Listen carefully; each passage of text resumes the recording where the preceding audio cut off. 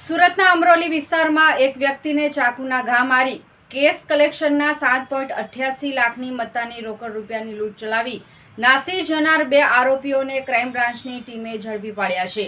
પોલીસે આરોપીઓને આણંદ જિલ્લાના તારાપુર ખાતેથી ઝડપી પાડ્યા હતા.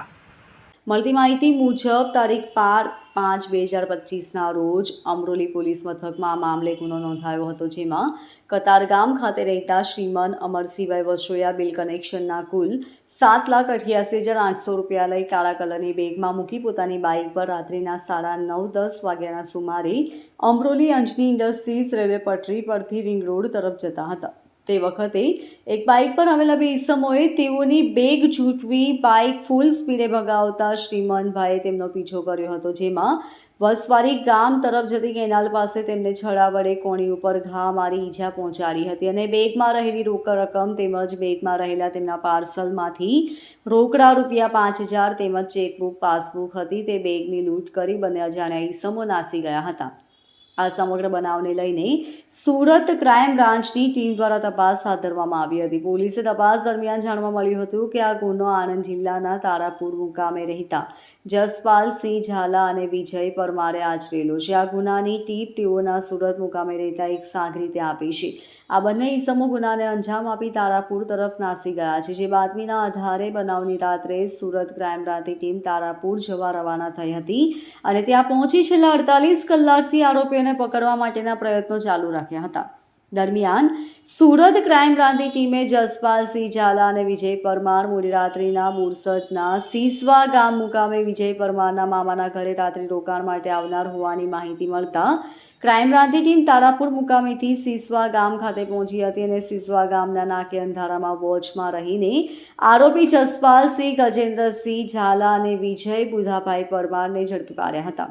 પોલીસે બંને આરોપીઓ પાસેથી લૂંટમાં ગયેલા રોકડ પૈકી કુલ રૂપિયા 4,66,000 તથા 4 મોબાઈલ ફોન, રેમ્બો છરો, ચાકુ, બેંકની પાસબુક, ચેકબુક મળી કુલ રૂપિયા 5,23,000નો મુદ્દામાલ જપ્ત કર્યો હતો.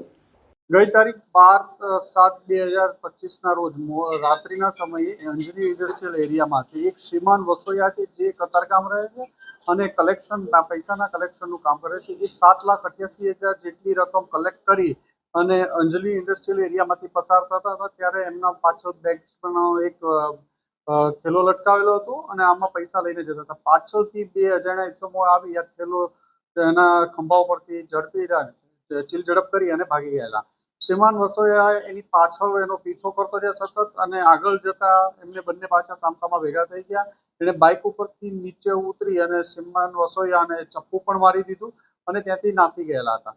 આ બાબતે ચપ્પુ મારી અને ગંભીર બનાવ બનેલો. ક્રાઇમ બ્રાન્ચની અલગ અલગ ટીમો લાગેલી હતી, જેમાં પીઆઈ કિરણ મોદી સાહેબ અને પીઆઈ આરઆઈ જાડેજા સાહેબની ટીમને બાતમી મળી હતી અને આ બાતમી આધારે પીએસઆઈ વિશાલ અને પીએસઆઈ ભાટી આ બંને આણંદ તારાપુર ખાતે જઈ અને સેફ ડે પોલીસને બાતમી મળી હતી કે આમાં આ માણસો સંડોવાયેલા છે. એ બાતમી આધારે ક્રાઇમ બ્રાન્ચની ટીમ 48 કલાક જેટલું સતત આણંદ જિલ્લાના તારાપુર તાલુકામાં રહેલી અને બંને જે શંકાસ્પદ ઇસમો હતા જસપાલ ઝાલા અને વિજય પરમાર આ બંનેને ઝડપી પડ્યા હતા.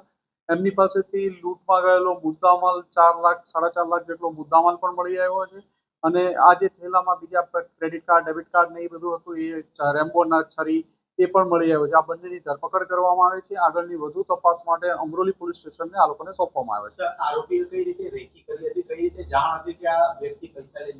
એ પોલીસ ઇન્વેસ્ટિગેશન ચાલુ છે. એમને આમની એક સ્પેસિફિક માહિતી મળી હતી કે આ બંને ઇસમોમાં અહીંથી આ રેગ્યુલર કલેક્શન કરીને જાય છે. જે આધારે બંને આરોપીએ એને આણંદ જિલ્લામાંથી મોટરસાયકલ લઈ અહીંયા આવી અને રેકી કરી અને એનો પીછો કરેલો હતો અને મોકો મળતા એના પૈસા છૂટવવાની કોશિશ કરી હતી. તો બંને આરોપી શું કામ કરે છે અને શા માટે આ લૂંટ કરી?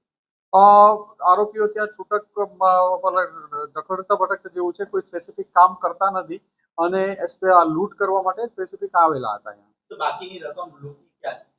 પોલીસ ઇન્વેસ્ટિગેશન ચાલુ છે. 48 કલાકનો સમય થયો છે લૂંટ દરમિયાન. એ દરમિયાન બંને આરોપી ઝડપી પાડવામાં આવેલો છે.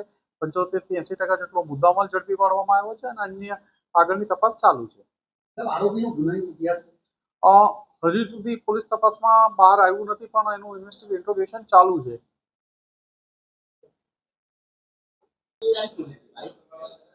બાઇક ચોરેલી નથી. અત્યારે હજી એનું બાઇક બાબતે પણ તપાસ ચાલે છે. નંબર પ્લેટ ખોટી હતી. નેરમાં ફેંકી નહોતી બાઇક. એ લોકો જ્યારે શ્રીમાન વસોએ હિંમતથી એની પાછળ પડ્યો અને સતત રાડારાડી કરતો ગયો એટલે એ લોકો બંને ડરી ગયા. એનો રૂટ જે એક્ઝિટ રૂટ હતો એ રૂટ સિવાયના બીજા રૂટ ઉપર ભાગવા માંડ્યા. એમાં કેનાલ રૂટ ઉપર આગળ જતા ત્યાં કીચડ ખૂબ હોય, ડેડ એન્ડ હોય, બંને ફસાઈ ગયેલું હતા એટલે બાઇક છુપાવીને ભાગી ગયેલા હતા. એ અલગ અલગ પબ્લિક ટ્રાન્સપોર્ટથી ગયા છે. ઇન્વેસ્ટિગેશન ચાલુ છે. ઇન્વેસ્ટિગેશન ચાલુ છે. 2 આરોપી જે લૂંટ કરવાવાળા હતા એની ધરપકડ કરવામાં આવી છે. આગળનું ઇન્વેસ્ટિગેશન ચાલુ છે. બાકીના મુદ્દામાલ માટેની પણ તપાસ ચાલુ છે. Bureau report LK star news Surat.